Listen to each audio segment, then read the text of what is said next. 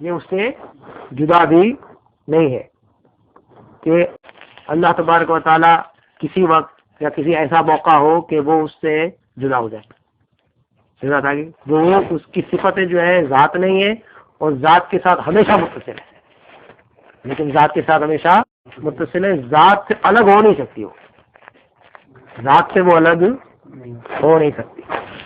اور اس کی یعنی صفات اسی ذات ہی کا نام ہو ایسا نہیں ہے، اور نہ ہی اس سے کسی طرح کسی محض وجود میں جدا ہو سکے.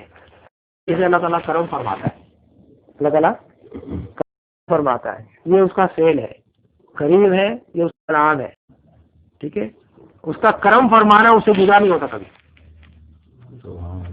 ٹھیک ہے، اس کا سمیع ہونا کہ تھوڑی دیر کے لیے سمیع الگ ہو جائے اور اللہ رہ جائے، ایسا نہیں.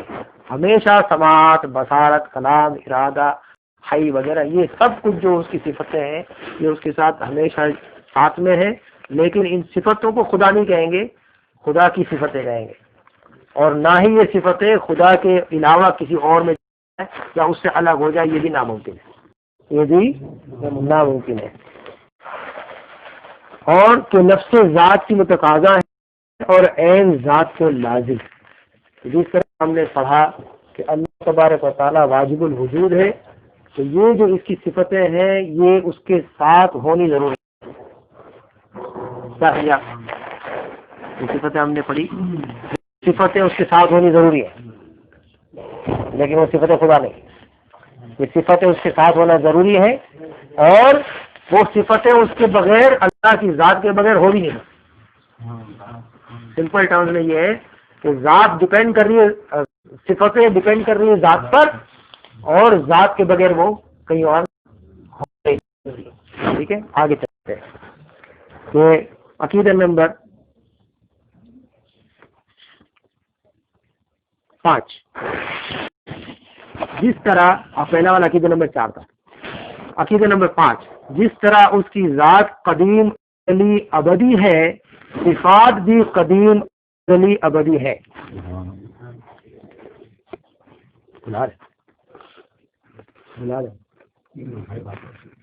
جس طرح اس کی ذات قدیم ازلی اور ابدی ہے، صفات بھی قدیم ازلی ابدی ہے. تو جیسا میں نے ایک جملہ پہلے عرض کیا تھا، تو جیسا ہے وہ پہلے بھی ویسے ہی تھا، ابھی بھی ویسے ہی اور ہمیشہ ایسے ہی رہے گا. ہمیشہ ایسے ہی رہے گا، ہمیشہ ایسے ہی رہے گا. تو اس صفتیں ہیں، یہ نہیں کہ پہلے نہیں تھی بعد میں آ گئی. اس کی صفتیں پڑھنا آپ کے لیے کہ جس طرح اس کی ذات قدیم اور ازلی ہے، صفات بھی قدیم ازلی ابدی ہے. تو جس طرح اللہ تبارک و تعالیٰ اپنی ذات کے ساتھ ہمیشہ سے ہے، اسی طرح اس کی صفات بھی ہمیشہ سے ویسے ہی اس کے کبھی بھی نہ الگ ہوئی ہے نہ کبھی اس کے ساتھ جڑی ہے. تو کوئی یہ نہیں کہہ سکتا کہ بھئی اللہ تبارک و تعالیٰ تو ہمیشہ سے ہے، لیکن جب اس نے کائنات بنا دی تب وہ خالق ہوا. اس کی خالق ہونے کی طاقت کا ظہور اس وقت ہوا ہے، لیکن وہ خالق پہلے سے ہے. سمجھ گئے کہ کوئی صفت ایسی نہیں ہے، یہ ناممکن ہے کہ اللہ تبارک و تعالیٰ کی صفتوں میں اضافہ ہوا ہو کہ پہلے ویسا نہیں تھا اب ایسا ہو گیا. اور یہ بھی ناممکن ہے کہ بعد میں جا کر کے جب ہم کی طرف جا رہے ہیں تو اس کی صفتوں میں کوئی کمی آ جائے. ایسا نہیں ہے، جیسا وہ ہمیشہ سے ہے ویسا ہی وہ ہمیشہ رہے گا، اور جیسی ذات اور صفات کے ساتھ ہمیشہ سے ویسے ہی، اور ذات اور صفات کے ساتھ ہمیشہ ویسے ہی رہے گا. آپ سمجھے، جیسے اس کی ذات کے بارے میں ہم نے سمجھ لیا کہ ذات کے بارے میں یہ سمجھ لیا کہ ہمیشہ سے ہے اور ہمیشہ رہے گا، اسی طرح یہ بھی سمجھنا ضروری ہے کہ اس کی صفات کے ساتھ ہی ویسے ہی ہے جیسا ہمیشہ سے تھا اور ہمیشہ ہے. اس کی صفات بھی تغیر نہیں ہے، تغیر کی ذات میں. نمبر 6 اس کی صفات نہ مخلوق ہے نہ زیر قدرت داخل. اس کی صفات مخلوق ہے نہ زیر قدرت داخل، یعنی جو کچھ بھی اس کی صفتیں ہیں، علیم ہونا، خبیر ہونا، حی ہونا، سمیع ہونا، بصیر ہونا وغیرہ، یہ کیونکہ ہمیشہ سے میں نے بتایا یہ پیدا نہیں ہوئی ہے، یہ پیدا نہیں ہوئی ہے، یہ مخلوق نہیں ہے. یہ نہیں کہ وہ کچھ ٹائم بعد اس نے بنا دیا کہ ایسا کروں گا تو اب میں ایسا ہو جاؤں. جیسے میں نے پہلے عرض کیا کہ ہمیشہ سے وہ ویسا ہی ہے جیسا ابھی ہے، وہ ہمیشہ ویسے ہی رہے گا. تو اس کی جتنی صفتیں ہیں وہ بھی ہمیشہ سے اس کے ساتھ ہیں، اس کی ذات کے ساتھ متصل ہے اور ہمیشہ ویسی ہی رہیں گی. اس کا مطلب یہ نکلا کہ اس کی جتنی بھی صفتیں ہیں وہ اس کے ذات کے ساتھ متصل ہے، وہ پیدا نہیں ہوئی ہے، وہ مخلوق نہیں ہے. وہ مخلوق نہیں ہے کہ جیسے وہ رحمان ہے تو رحمان ہونا یا اس کی رحمت کا ظہور ہونا وہ الگ چیز ہے، اس کی رحمت کا ظہور ہونا الگ چیز ہے، لیکن رحمان وہ ہمیشہ سے ہے. اور اس کا رحمان ہونا یہ ایک صفت اس نے اپنائی، یہ پیدا نہیں کی، وہ رحمان ہمیشہ سے ہے. قرآن کے اوپر اس کی بات ہوگی انشاءاللہ آ جائے گی. قرآن پاک ہم پڑھتے ہیں وہ کاغذ کی مخلوق ہے، لیکن جو اللہ کا کلام ہے وہ مخلوق نہیں ہے، وہ اس کی صفت ہے، وہ اس کی صفت ہے. اور نہ زیر قدرت داخل کہ اللہ تبارک و تعالیٰ جیسا ہے ویسا ہے ویسے ہی رہے گا. یہ نہیں کہہ سکتا، یہ نہیں کر سکتا کہ اپنی صفتوں میں سے کچھ کو بڑھا دے کچھ کو گھٹا دے.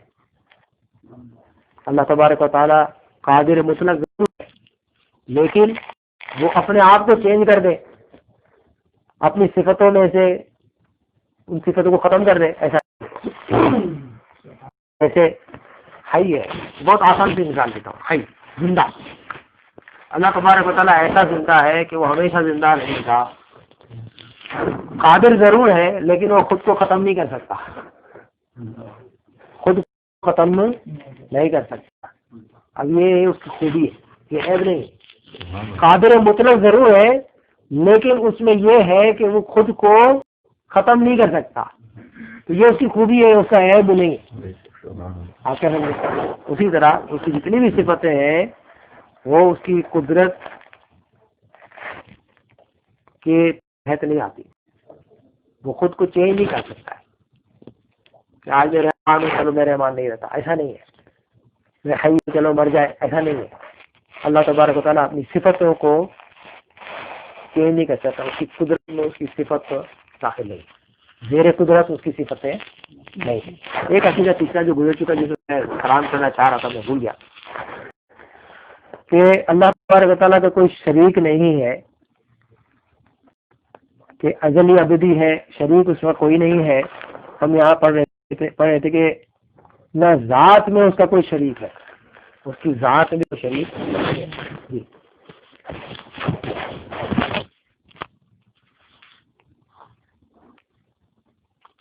تو اس کی ذات میں شریک ہونے کا مراد کیا ہے؟ جیسے بلا تمثیل، بلا مثال، مطلب اپنی، کیونکہ ہماری عقلیں بہت چھوٹی ہوتی ہیں تو ہماری عقل میں بات ڈالنے کے لیے ایک بات بتا رہا ہوں.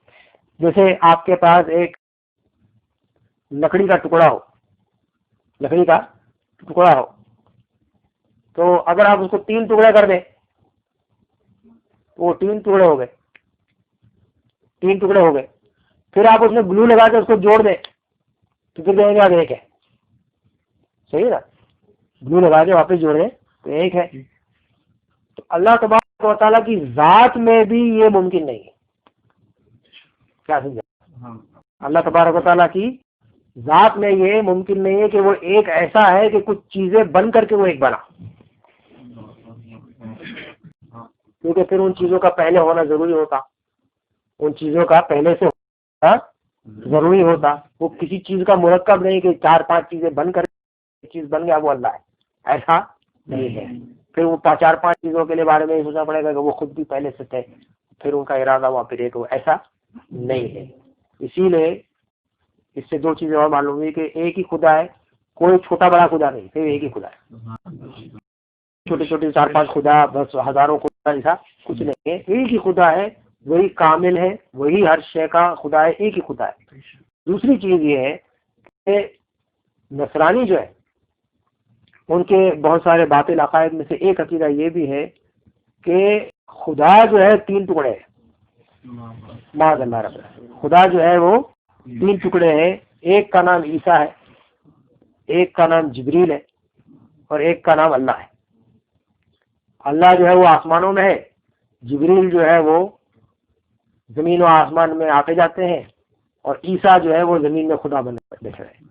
تو تین ٹکڑے ہیں خدا کے، ایک خدا آسمان میں، ایک خدا جو اوپر نیچے ہوتے رہتے ہیں معاذ اللہ، اور ایک خدا جو زمین میں عیسیٰ علیہ السلام کے روپ میں چلتے پھرتے ہیں۔ جب یہ تینوں ملتے ہیں تو اصل خدا ایک بنتا ہے۔ اس کا ان کا کانسیپٹ ہے ٹرینیٹی، یہ ہے ٹرینیٹی کا کانسیپٹ، مطلب تین ثلاثہ قرآن میں ہے کہ ولا تقولوا ثلاثہ، تین نہیں کہو یہ تمہارے لیے بہتر، تین مت کہو یہ تمہارے لیے بہتر ہے۔ نصرانی کو تنبیہ کی گئی، ڈھاٹا گیا کہ تم تین نہ کہو، تو اس لیے میں نے اس پہ تھوڑی سی وضاحت کی کہ اللہ تبارک و تعالیٰ کے بارے میں یہ سوچنا کہ ہاں وہ ایک ہے، لیکن وہ اس کے تین ٹکڑے ہیں، ایک آسمان میں ہے، ایک عیسیٰ علیہ السلام بنے ہوئے، اور ایک جبریل علیہ السلام بنے ہوئے ہیں۔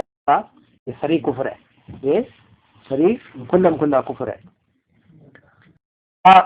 جبریل علیہ السلام کا نام یہ کبھی ہولی اسپرٹ کہتے ہیں، جیسا ہم روح القدس کہتے ہیں، تو عیسیٰ نصرانی ان کو ہولی اسپرٹ کہتے ہیں، اور عیسیٰ علیہ السلام کو ہم عیسیٰ علیہ السلام کہتے ہیں، اور جیزس بھی کہتے ہیں، کرائسٹ بھی کہتے ہیں، دوسرے بھی نام دیتے ہیں۔ اور اللہ تبارک و تعالیٰ کے لیے انہوں نے مختلف نام ڈالے ہوئے، ہاللویا اور ایل اور جو بھی چاہے پوچھتے، لیکن ان کے یہ تمام عقائد باطل۔ عقیدہ نمبر